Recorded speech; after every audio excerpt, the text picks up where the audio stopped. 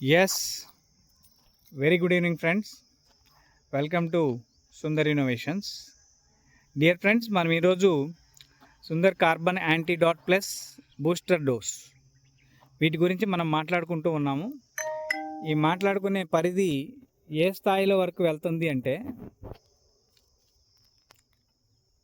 పోయిందా వీడియో పోయింది మీకల్లా వస్తుందిలే, వీడియో కంటిన్యూ అవుతుందిలే. Okay, right. సో కింద రీడింగ్ ఉంది. ఇది ఏ స్థాయిలో పనిచేస్తుంది అనే దానికి ఇప్పటికి మనకి వాల్యూస్ అనేవి ఎలా ఉన్నాయి అనేది ఒకసారి మనం ఎగ్జామిన్ చేయాల్సి వస్తుంది ఫ్రెండ్స్. అంటే మనకి ఫ్యూయల్ మార్కెటింగ్, ఫ్యూయల్ BS6 వెహికల్కి అవసరమైన ఫ్యూయల్స్ మనకి తయారవుతూ ఉన్నాయి, BS6 ఫ్యూయల్స్. అదేవిధంగా వెహికల్లో అనేక రకాల టెక్నికల్ ఇష్యూస్ వస్తూ ఉన్నాయి. సో టెక్నికల్ ఇష్యూస్ని ర్యాండమ్గా మనం ఏమైనా కంట్రోల్ చేసుకోగలుగుతామా అంటే మన చేతిలో ఆ సొల్యూషన్ లేదు. ఇప్పుడు ఇది మనం ఇక్కడ ఈ వెహికల్ గురించి ఒక సమస్యని మనం డిస్కస్ చేస్తాం. ఒకసారి వెహికల్ ఓనర్తోనే మాట్లాడే ప్రయత్నం కూడా చేద్దాం. బాబు చెప్పండి, ఎక్కడి నుంచి వచ్చారు మీరు? తాళ్ళూరు. ఏంటి మీరు ఏం చేస్తుంటారు? నేను RMP, రైట్. సో ఇప్పుడు ఈ వెహికల్ గురించి ఏంటి ప్రాబ్లం? ఈ వెహికల్ హెడ్ కంప్లైంట్ వచ్చింది. బ్లాక్ స్మోక్ వస్తుంది. ఓకే. నెక్స్ట్ ఉదయాన్నే బండి స్టార్ట్ అవుతుంది. ఓకే. వర్షం పడినా స్టార్ట్ అవుతుంది. ఓకే. నైట్ టైం స్టార్ట్ అవుతుంది. ఓకే. ఉదయాన్నే స్టార్ట్ అవుతుంది. చల్లగా ఉంటే బండి స్టార్ట్ కాదు. లేదు మనం కంపల్సరీగా స్టార్ట్ చెయ్యాలి ఎట్టి పరిస్థితుల్లో అని చెప్పి ఎట్లయినా దాన్ని ఏదో ఒక విధంగా స్టార్ట్ చేయాలంటే ఒక పావు గంట 10 నిమిషాల సేపు కిక్, ఒక 10 నిమిషాలు అట్లా కిక్ రాడ్ కిక్ కొడితే స్టార్ట్ అవుతుంది. చిన్నగా ఇంజను నిదానంగా ఫైర్ అయ్యి అప్పుడు ఎత్తుకుంటుంది. అప్పుడు దాకా బండి స్లోగానే ఉంటుంది, RPM రాదు. ఓకే, ఇది నీ వెహికల్ ప్రాబ్లం. అది ఇది ఎంతమంది దగ్గర చూపించుంటావు? దాదాపుగా ఒక 5 మెకానికల్ దగ్గర చూపించాను. ఒకరేమో వైరింగ్ ప్రాబ్లం అని, ఒకరేమో కాయిల్స్ ప్రాబ్లం అని, ఒకరేమో కరెంట్ వీక్ అయిపోయిందని, ఓకే అవి మార్చి ఇవి మార్చి అని చెప్పి చెప్పుకొచ్చారు. మన లోకల్లో ఏంటంటే మాకు ఇక్కడ TVS బళ్ళు చేసేవాళ్ళు చాలా తక్కువ మంది ఉన్నారు.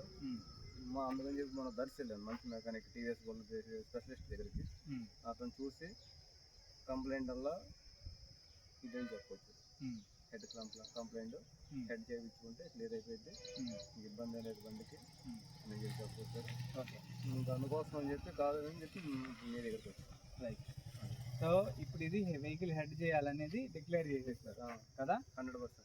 ఇప్పుడు దీనికి అర్థం ఏంటంటే మిత్రులారా, దీని క్లారిటీ తీసుకోండి ఒకసారి మీరు. వెహికల్ హెడ్ ఎందుకు చేయాల్సి వస్తుంది అంటే, మనం వెహికల్ ఇప్పటి వరకు ఎంత తిరిగారండి మీరు? 1 లక్ష. మన మీటర్లు కనిపిస్తుంది, అది మీటర్లు అయితే 91,000 ఉంది. రైట్, ఒకసారి రండి మిత్రులారా. మనకి ఇక్కడ మీటర్ రీడింగ్ మనం చూడగలుగుతున్నాం. 91,000 కిలోమీటర్ల వరకు తిరిగింది. అయితే ఇప్పుడు ప్రతి లీటర్కి ఎంత మైలేజ్ వస్తుంది బాబు నీకు? ఇది 50 to 60 యావరేజ్. సరే, 50 కిలోమీటర్స్ వేసుకున్నా కానీ 1 లీటర్కి 50 కిలోమీటర్లు అంటే 1,00,000 కిలోమీటర్లు తిరిగింది అంటే 2,000 లీటర్ల సుమారు, అంతేనా? 1 లీటర్కి 50 కిలోమీటర్లు, 100కి 2 కిలోమీటర్లు, 1000కి 20 లీటర్లు. 1000కి 20 లీటర్లు అయినప్పుడు 10,000కి 200, 1,00,000కి 2,000 లీటర్లు. 2,000 లీటర్ల పెట్రోలు మీకు ఇక్కడ కన్జ్యూమ్ అయ్యింది. అర్థమైందా? 2,000 లీటర్ల పెట్రోల్లో 1 లీటర్ పెట్రోల్కి తక్కువలో తక్కువ 450 నుంచి 500 గ్రాముల కార్బన్ డైఆక్సైడ్, మోనాక్సైడ్ గాలిలోకి వెళ్ళిపోతూ ఉన్నాయి. ఇవన్నీ కూడా ఎక్కడికి వెళతాయి అంటే కంబషన్ ఛాంబర్లో ఇక్కడ మండి ఈ హెడ్ మీదుగా కంప్లీట్ మళ్ళీ రివర్స్ కంప్రెషన్ జరిగి ఈ సైలెన్సర్లోంచి వెళ్ళిపోతాయి. సో ఈ కంబషన్ జరిగేటప్పుడు దీనికి 2 హోల్స్ ఉన్నాయి. ఒక హోల్ ఏమో ఎగ్జాస్ట్, ఒక హోల్ ఇన్లెట్, ఇంకొక హోలు పైపు అంటే ఇగ్నైటింగ్ చేసేది పవర్ ప్లగ్, ఇంకొక hole engine oil recirculation. Okay, ఈ 4 హోల్స్లో కూడా బ్లాకేజెస్ వచ్చేస్తాయి. అంటే ఇక్కడ ఈ పైపుకి నల్లగా ఉంటుంది, మీరు ఓపెన్ చేసి చూసుకోవచ్చు. ఈ పవర్ ప్లగ్కి నల్లగానే ఉంటుంది, అదేవిధంగా దీనికి కూడా నల్లగానే ఉంటుంది. దీనికి కూడా నల్లగా ఆయిల్ సర్క్యులేషన్ జరుగుతూ ఉంటుంది. ఇంజిన్ ఆయిల్లో నుంచి ఇదిగోండి, ఇది వెళ్ళిపోయి పవర్ ఇన్లెట్లో నుంచి మళ్ళీ దీంట్లో మండని ఇంధనం ఏదైనా ఉంటే అది మళ్ళీ దీంట్లోకి రీసైక్లింగ్ పెట్టే విధంగా దీన్ని పొల్యూషన్ కిట్ అనే పేరుతోటి దీన్ని ఆటోమొబైల్ ఇంజనీర్స్ లాంచ్ చేయడం జరిగింది. ఈ పొల్యూషన్ కిట్లో మనం ఇంజెక్షన్ కూడా ఇక్కడే ఇస్తాం. ఇప్పుడు ఈ పొల్యూషన్ కిట్లో పర్టికులర్గా ఇక్కడి నుంచి వెళ్ళిన ఈ వాయువు దాంట్లో భారీగా ఉండే మెటీరియల్ అంతా దీనిలోకి వస్తుంది. మళ్ళీ భారీగా లేని మెటీరియల్ అంతా కూడా ఇంజిన్కి ఫ్రీగా అయిపోతుంది. ఇది సిస్టమ్. దీన్ని BS4 వెహికల్ అన్నారు. BS3, BS4 ఇదే మ్యాండేటరీలో వచ్చేసింది. ఇప్పుడు గవర్నమెంట్కి BS6 అనే వాహనాన్ని ఇంట్రడ్యూస్ చేయమని ప్రభుత్వం వారు అందరికీ కూడా డిమాండ్ పెట్టారు. ఇప్పుడు BS6 అనే వాహనం ఎలా తయారైంది, దాని యొక్క విధి విధానాలు ఏంటి అనేది మీరందరూ కూడా నెట్లోకి వెళ్ళి BS6 మ్యాండేటరీస్ అని చెప్పి కనుక కొడితే మీకు గవర్నమెంట్ వారు BS6కి ఏం మ్యాండేటరీస్ ఇచ్చారనేది కూడా మీకు తెలిసిపోతుంది. అయితే ఇప్పుడు ఈ BS4 అనే వాహనం పెట్రోల్ రీసైక్లింగ్ యూనిట్ ఆల్రెడీ దీంట్లో ఉన్నప్పటికీ కూడా కార్బన్ని మండించలేక, అంటే కార్బన్ మండదు, కార్బన్ అనేది మండేదానికి ఉపయోగపడుతుంది ఎప్పుడు, అది ఒక పెట్రోలియం ప్రోడక్ట్లో ఉన్నప్పుడు మాత్రమే. డ్రై కార్బన్ తీసుకెళ్ళి మండిస్తే యాష్ అయిపోద్ది. యాష్ అయిన కార్బన్ ఇంకా మండడానికి లేదు. దానికన్నా ఒకవేళ మండాలి అంటే దానికన్నా ఎక్కువ టెంపరేచర్ కావాలి. ఇంజన్లో ఇక్కడ వచ్చేసరికి 700 degrees టెంపరేచర్ ఉంటుంది. కంప్రెషన్ హై రేషియోలో ఉన్నప్పుడు మ్యాక్సిమం 900 వరకు వెళ్తుంది. ఈ 900కి వెళ్ళినప్పుడు కూలింగ్ సిస్టమ్ కావాల్సి వస్తుంది దీనికి. ఇప్పుడు దీన్ని ఎయిర్ కూలింగ్ సిస్టమ్ ఇంజిన్ అంటారు దీన్ని. ఈ ఎయిర్ కూలింగ్ సర్క్యులేషన్ ద్వారా అక్కడ వచ్చే గాలి ద్వారానే ఇంజిన్ ఆటోమేటిక్గా చల్లబడిపోద్ది. ఇప్పుడు వాటర్ కూలింగ్, ఈ ఎయిర్ కూలింగ్ చాలని దీనికి మళ్ళీ వాటర్ కూలింగ్ సిస్టమ్ కూడా యాడ్ చేస్తారు. ఆ వాటర్ అంతా కూడా ఈ హెడ్లోనే తిప్పుతారు, ఇంజిన్ హెడ్లోనే. ఇప్పుడు మీరు దీనికన్నా కొంచెం డ్యూక్ అనే బైక్, లేకపోతే ఇంకా కొన్ని రాయల్ ఎన్ఫీల్డ్ లేటెస్ట్ వెహికల్స్, వీటన్నిటికి కూడా వాటర్ కూల్డ్ ఇంజిన్స్ ఉన్నాయి. మనం కార్ లాంటి హెవీ వెహికల్స్ ఏమన్నా తీసుకుంటే కార్లో నేరుగా నీకు water cooler system, cooler system ఉంటుంది. ఇది అంటే ఏం జరుగుతుంది, ఇంజన్లో వచ్చే టెంపరేచర్స్ మెటల్కి కనెక్ట్ అవుతున్నాయి. ఆ మెటల్ టెంపరేచర్ని కూల్ చేసుకోగలిగితే ఇంజన్లో టెంపరేచర్ డౌన్ అయింది. ఈ సిద్ధాంతం ఇక్కడ పనిచేస్తుంది. ఈ సిద్ధాంతం ప్రకారం ఆ వెహికల్ అలా పనిచేస్తూ ఉంది. ఈ మొత్తం BS6లో ఉన్నాయి, BS4లో ఉన్నాయి, BS3లో కూడా ఉన్నాయి. ఇదే సిలబస్ అంతా. ఇప్పుడు ఈ సిలబస్ ఈయన 2000 లీటర్ల పెట్రోల్ ఖర్చు పెట్టాడు. సుమారు 2000 లీటర్ల పెట్రోల్కి లీటర్ ఎంత బాబు, 100 రూపాయలు. అంటే ఎంత ఖర్చు పెట్టావు? సుమారు 2 లక్షలు ఖర్చు పెట్టావు. మన బండి ఖర్చు ఎంత అయింది నాయన? బండి కొన్నప్పుడు ఎంత కొన్నారు? 72,000కి మనం బండి కొన్నాము. సో ఇప్పుడు మనకి ఎంత అయింది? 2 లక్షలు పెట్రోల్కి అయింది. అదేవిధంగా ఇంజిన్కి ఏమన్నా ఇప్పుడు బోర్ చేస్తే ఎంత అడిగారయ్యా? 15,000. ఈ కాక చైన్స్ ప్యాకెట్స్, టైర్లు, ఈ ఖర్చు మళ్ళీ ఇంకో 10,000 అయింది. అంటే 10 కిలోమీటర్కి ఆయనకి 2 లక్షలు, అంటే 2 రూపాయలు పడింది. అదేవిధంగా మెయింటెనెన్స్ వీటన్నిటిని యాడ్ చేసుకుంటే 3 రూపాయలు. ఇప్పుడు లేటెస్ట్ వెహికల్స్ ఏమైనా తీసుకుంటే 4.5 నుంచి 5 రూపాయలు. ప్రతి కిలోమీటర్కి మీ జేబులో డబ్బుని మీరు 5 రూపాయలు ఖర్చు చేస్తూ ఉన్నారు. ఈ ఖర్చు చేసే మెటీరియల్ని మనం ఏదన్నా కొంచెం పొదుపు చేసుకోగలిగితే అది మనకి వాల్యూ అవుతుంది. ఈ పొదుపు చేసుకునే సిస్టమ్ ఎలా ఏంటి అంటే, ఇప్పుడు ఫస్ట్లో మనం సుందర్ కార్బన్ యాంటీడోట్ అని చేయించాం. ఫస్ట్లో నువ్వు నా దగ్గర ఇంజెక్షన్ చేయించున్నట్టున్నావు కదా గతంలో కూడా, ఒకసారి అది కూడా ఏమైనా చెప్పగలవా? చెప్తాను. 5 years బ్యాక్ చేయించాను. చేయించినప్పుడు ఒక 1 year వరకు ఇబ్బంది లేకుండా తిరిగింది. అంటే నా దగ్గర వచ్చేటప్పుడు బండి కండిషన్ చెప్పు. బండి పూర్తిగా బోర్కు వచ్చిన కండిషన్. ఓకే. బోర్కు వచ్చిన తర్వాత కూడా డెడ్ అయిన బండిని తెచ్చావు. 1 year పాటు తిరిగింది. ఇప్పటికీ ఉంది. అది ఇంజెక్షన్ చేయక ముందర నమ్మావా? ఆ రోజు నమ్మలేదు. కానీ నువ్వు ఆర్ఎంపీవి. మనం ఇంజెక్షన్ చేస్తే సామాన్యుడికి తగ్గుతుంది, నేను ఇంజెక్షన్ చేస్తే బండికి తగ్గదా అనేది క్వశ్చన్ మార్క్. ఆ రోజు పెట్టాను నేను నీకు, అదే క్వశ్చన్ పెట్టా, గుర్తుందా? సో ఇలా మనం పనిచేసినప్పుడు ఆ వాల్యూ ఎలా పనిచేస్తుందో ఈ వాల్యూ కూడా అలాగే కాంపోజినేట్ అవ్వాలి. అవ్వకపోతే టెక్నాలజీ లేనట్టే, గ్యామ్లింగ్. అది ఇంకా మనం గ్యామ్లింగ్ గురించి మనకు అవసరం లేదు కాబట్టి రియాలిటీ గురించి మనం మాట్లాడుకుందాం. ఎలా అయితే ఒక మినరల్, ఒక మెటీరియల్ తగ్గితే మనం బాడీలో ఎలక్ట్రోలైట్ లాగా ఇస్తున్నామో, దీనికి కూడా పెట్రోకెమికల్లో ఉండే వేస్టేజీ, ఇంజన్లో మండే కార్బన్ ఉత్ప్రేరకాలు, ఇవన్నీ ఇంజిన్ని అక్యుములేట్ చేసేస్తాయి, పాడు చేస్తాయి.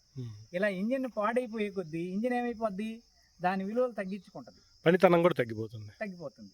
ఇప్పుడు ఆ పనితనాన్ని మళ్ళీ తిరిగి బాగు చేయాలి అంటే మెకానిక్ ఎవరన్నా చేయగలుగుతారా? ఆ పని చేయలేదు. ఓపెన్ చేయాలి, ఇంజిన్ ఓపెన్ చేయాలా, బోర్ చేయాలా, వీటన్నిటికీ ఖర్చు పెట్టాలా, వాల్యూస్ చేయాలా.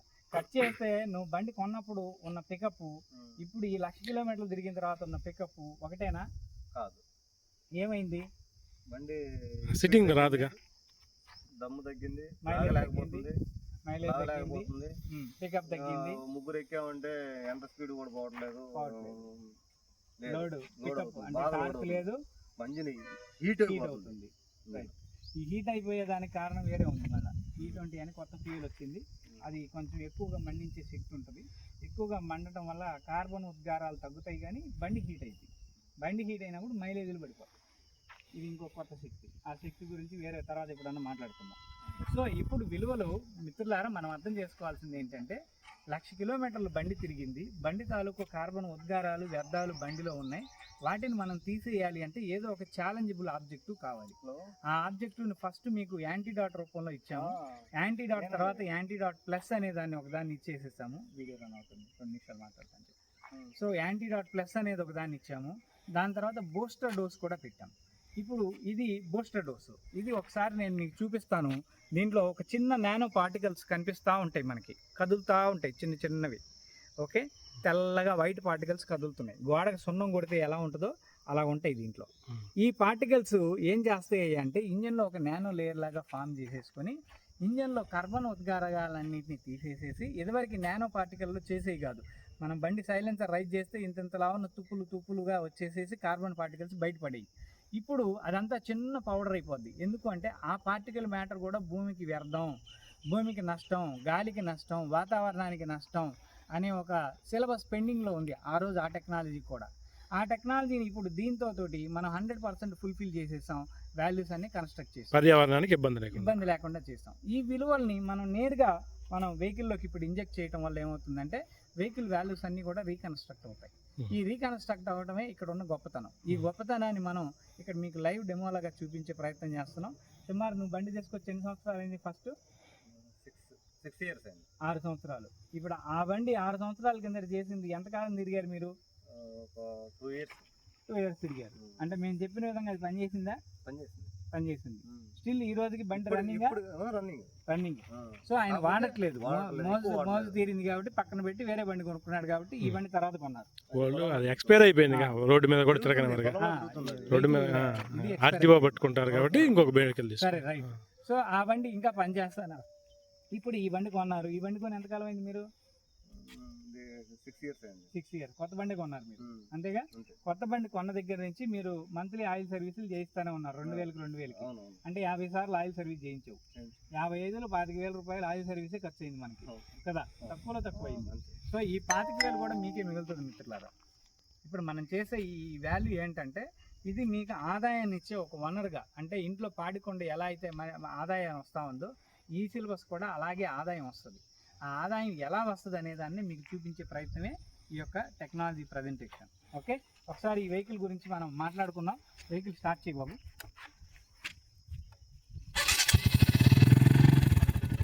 సో ఇక్కడ రావచ్చు. ఇక్కడ మనకి ఆయన చెప్పిన మాట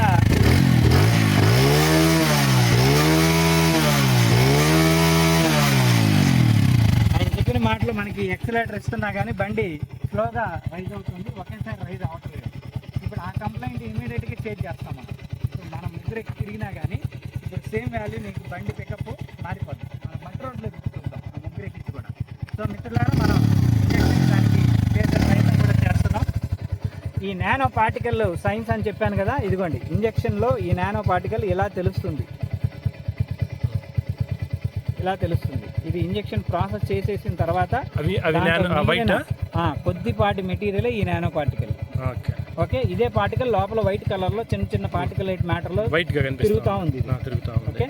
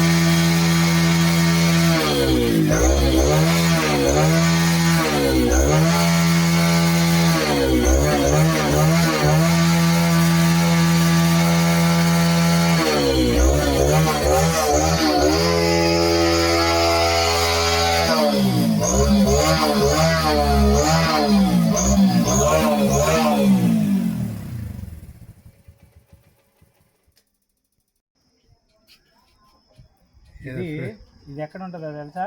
రైట్ చూపిస్తా.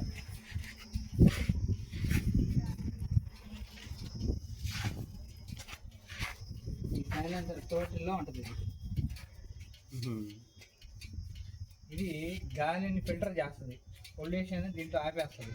ఎయిర్ ఫిల్టర్ అంటారు చూడండి, అది ఎయిర్ ఫిల్టర్ కాదు, ఇది ఎయిర్ ఫిల్టర్ కాదు, అది మెటల్ ఫిల్టర్. అది సైలెన్సర్ లో ఉంటుంది. ఇది థ్రోట్లో ఇరక్కపోయింది. ఇది ఇరక్కపోయి గాలి బయటకు వెళ్ళగా కంప్రెషన్ లాస్ అయిపోయి బండి రన్ అవ్వట్లా. ఇప్పుడు కంప్రెషన్ పెరిగింది కాబట్టి ఇసిరి రోగింది దాని బయటికి. ఇది గొంతులు ఆగిపోతే నీళ్ళు తాగడానికి ఇబ్బంది ఉంటుందో, కింద మలద్వారాలు ఆగిపోతే మోషన్ కూర్చోడానికి ఎలా ఇబ్బంది ఉంటుందో, ఇప్పుడు ఈ సైలెన్సర్ నుంచి ఇది ఈ 2 ఆబ్జెక్టివ్స్ పెట్టుకొచ్చింది వాళ్ళకి. పక్కనగా ఉంటాయి ఇవి. ఇది క్యాటగేజ్ అంటే క్యాటిలైట్ ఫిల్టర్ అంటారు. ఇంజిన్ ఒక క్యాటలిస్ట్ క్యాటగేజ్ లాగేస్తారు. ఇది థ్రోట్లో ఉంటుంది. ఇంజిన్లో నుంచి వచ్చి ఈ థ్రోట్లో ఆగిపోయింది. ఏం చేస్తామంటే ఈ సైలెన్సర్ని ఒకసారి ఓపెన్ చేసి నీళ్ళు కొట్టించేసి అర్థమైందా? ఇది ఒక మెటల్, నానో మెటల్.